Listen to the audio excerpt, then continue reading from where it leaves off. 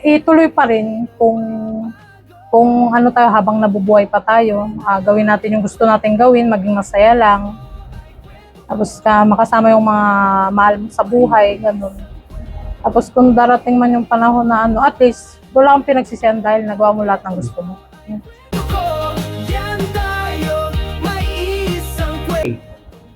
Ilang araw na ng Pasko na. Yes po. Ano ang dalangin mo sa Diyos ngayong darating na Pasko?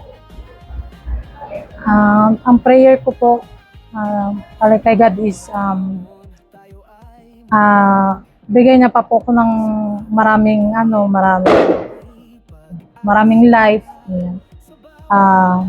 Tapos lagi pong kabayan hanggang makarating po sa pinaka-dream ko na matagal ko na pong inaasahan. Tapos always na yung maingat lagi na mga family ko, yung mga kasamahan ko dito sa buong mundo. Yan lang po yung sinasabi. Okay, Kali, sa realidad ng buhay, tayong miyembro ng LGBTQI+, ay dumaranas sa mahirap na pagpapatunay ng ating pagkakilala sa lipunan.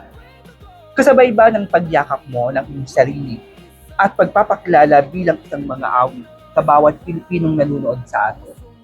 Pinagdudahan ba ang sarili mo na matatanggap ka ng publiko? Ako? Actually po noong una is parang naano pa ako kasi nga syempre lesbian ako, hindi ko naman hawak lahat ng mga tao. So parang naisip ko is parang sabi nating 60-40 mga ganyan yan eh. So nung naman pag nagla-live naman sa TikTok is may mga fans pa rin na parang kahit na ganun ka is parang sinasabi na tuloy mo lang yan, ganun. Parang tapos yung parang sasabihin na tanggap ka naman kahit kung parang ganun ka. So una po, ayun po lang talagang naisip ko na parang 60-40 din talaga yung tsaka hindi ko naman po pinipilit sa sarili ko kung ayaw sa akin, di ba? Yung ganun. Basta may parang sa akin kasi parang sinasabi na kahit ganito ko, at least parang kaya ko yung sarili ko na kung sino talaga ako. Okay. Ano ang maipapayo mo sa mga batang lesbian na dumaranas ng hindi automatikong pagtanggap mula sa pamilya? Ano ang nais mong ibahagi sa kanila? Nais ko po ibahagi sa kanila, mga babies pa eh. Hintayin nyo lang. Siguro makarinig ka ng mga sakit na salita, pero i-admit na lang yun kasi una sa lahat, kailangan mo talaga tanggapin lahat eh.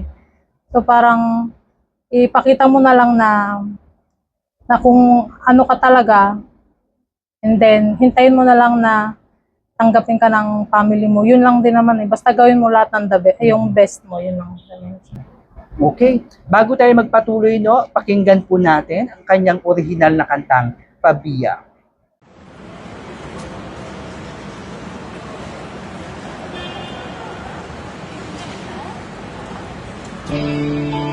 Tahimik ang mundo, nagsimula ng lahat sa'yo. Paano naiiwas kung ika'y laging nandyan? Di alam anong gagawin pag ika'y napasakin. Sana'y malaman mo na ito ay para sa'yo. Ikaw lamang, walang iba ang ninanais ko. Kahit tagal kitang hinintay o giliw ko, sa dinami-dami ng tao dito sa mundo. Kaya sana naman mapansin mo.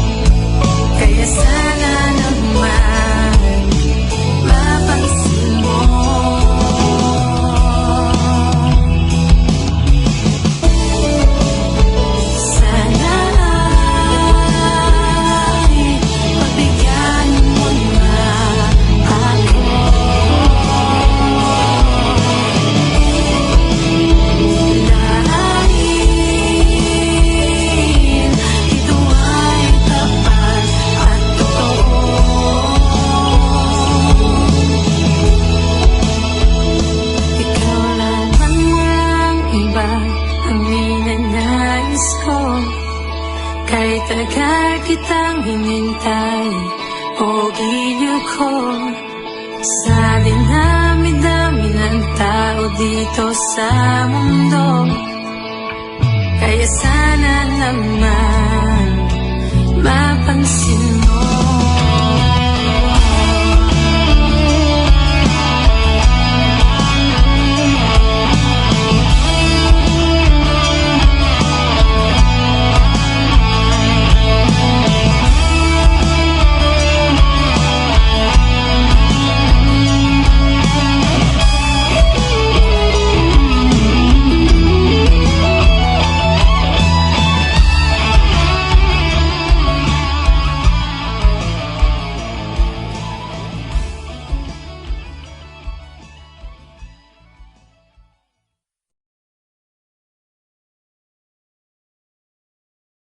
Okay, maraming salamat, Kali, sa iyong kanta. O ito, Kali.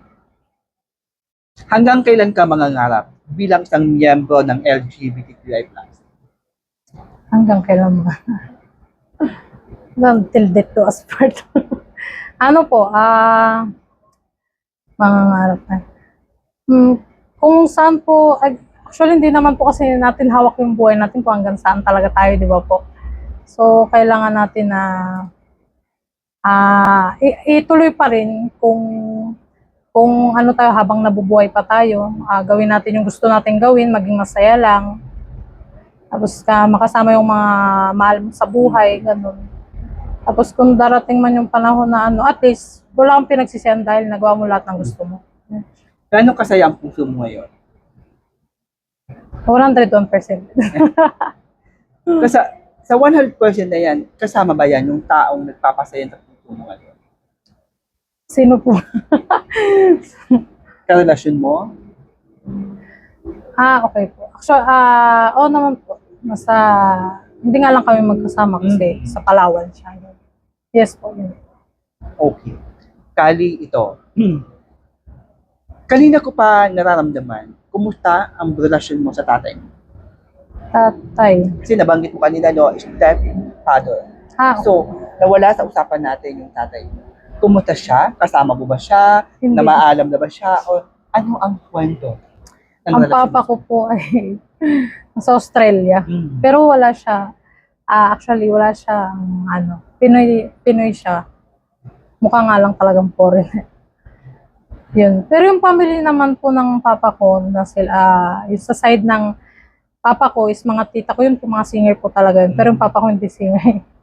Okay naman po. Pero hindi kami nag-communicate. Siguro nagko-communicate kami kay lolo, kay tita lang. Kumusta? Ganun lang. May hinanakit ka ba sa tatay mo? Actually, kasi bata pa kasi hindi ko na siya nakita eh.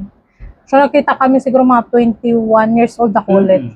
Saglit na kami nagkasama, parang nagkwentuhan lang kami, tapos sinabi niya na, uy, lesbian ka na pala. Okay naman sa kanya, wala naman problema. Tapos ngayon wala nang contact. Nung nagkita ba kayo, nagtanong ka sa kanya, bakit hindi mo siya naging kasama sa paglaki? Ay, wala na po, hindi na ako kasi syempre parang, na po yun nila mama, hindi na ako nakikialam dun eh. Ang akin lang naman is, parang, maging tatay naman siya. Minsan, ganun na parang.